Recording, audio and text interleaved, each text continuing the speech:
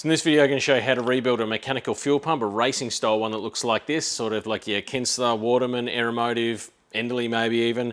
So if you've got one of these style pumps and you're looking on a video how to rebuild it, stay tuned. We're going to go through that right now. All right, so here's our pump assembly. We've got the belt drive here.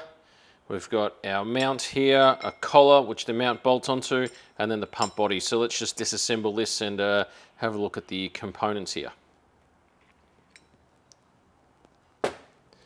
All right, so that is a grooved pulley. We've got our mount, which has a bearing that sits just in here. You can see actually here some witness marks of some wear there, and this side mounts to our bracket. This is a collar that clamps around the pump, and then the bracket mount bolts to that. And then we're down to the pump. So essentially the pump sits like this in the car. This is the outlet. This is the inlet for the fuel. And if we spin this around, you can see those turning there, and that's how it creates the suction. Pressurizes the fuel and pumps it out. All right, so let's disassemble this from the back. We have our rear cover that is O-ringed. We have bearings which help ride the gears basically ride on. We've then got these like sort of plates, wear plates. The thickness of these and the thickness of your gears will determine how much fuel flow your pump has. So we'll put those back there. This is almost like an idler gear. It's not driven by anything, it just sits there and assists. It's driven by this gear, and that driving force is what creates the pump. So if you get that in there, you'll see if I turn the gear, that's how fuel comes in and then gets pumped out. So we'll get that one out of there. And this is the long drive with the mandrel on it for the main drive gear. Again, another two wearing plates in there. We get those out, and you can see a bearing in there which this rides on, and you can see on this side a lot of stuff missing, and that's what we're going to focus on, what we are rebuilding as a part of this pump. All right, so overall in terms of the components I'm rebuilding in this pump, everything is on this sort of pressure side, or the driven side of the gear.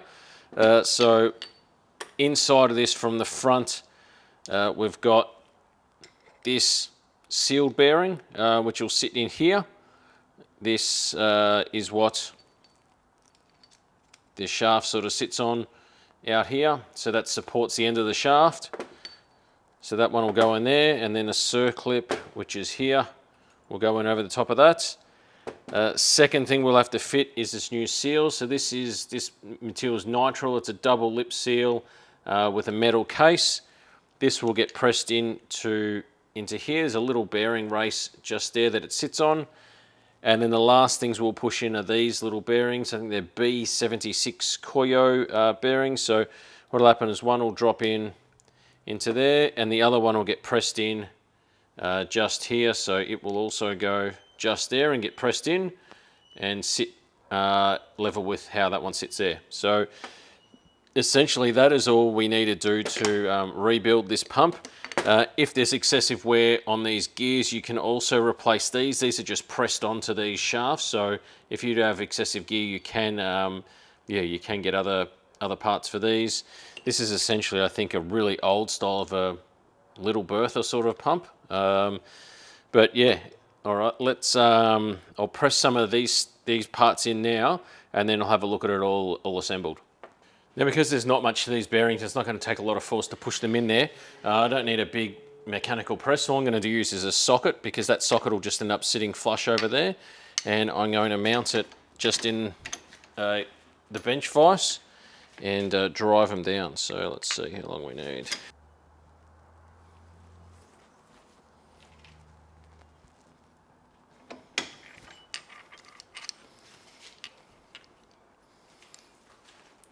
And that's pretty much as simple as that bearing installed there, no problems.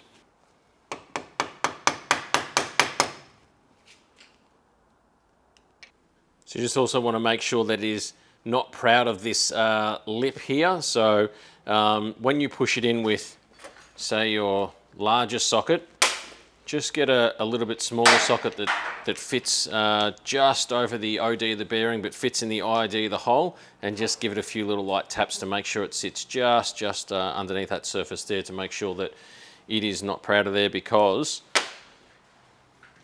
when you put these wear plates in, they need to sit completely flush with each other, otherwise you'll have big wear issues with the gears. Right, next bearing I'm going to install will be this shaft support one, so just going to pop that in there, and same dealio.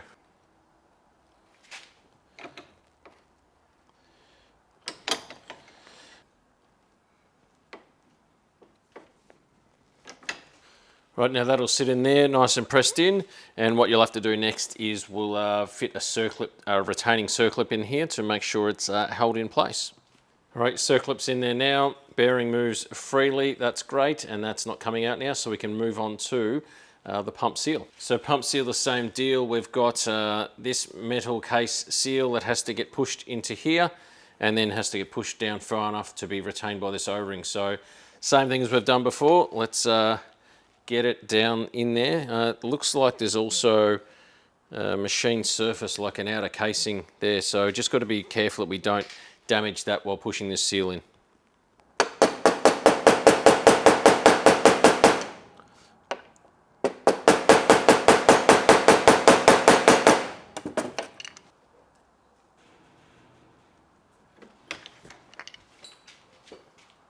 All right, once that seal's been pushed in place there, we'll fit this circlip just on top of it, which retains it in place.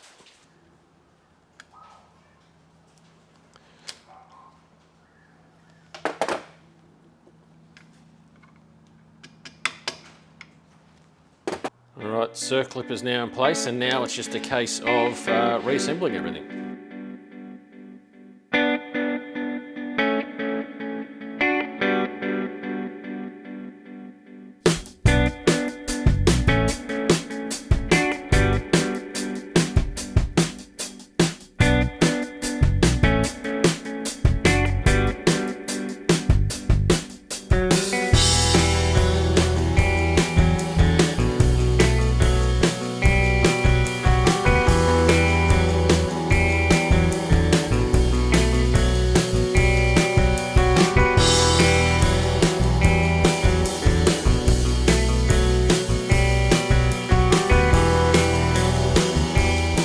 Right, press the front pulley on, put the little woodruff key in here, and then there's a little tiny little Allen